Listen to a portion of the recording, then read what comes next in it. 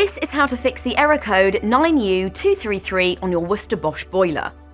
If it's displaying an error code, it simply means there's something wrong with your boiler. With the Greenstar 27i system boiler, this problem is likely caused by installing the wrong heat control module, HCM. This is either because the HCM is loose in your boiler or the wrong control box has been installed. First, let's try resetting your boiler. If the error is still showing after you've pressed reset, then we'll need to look a little deeper, and this isn't something you can fix here.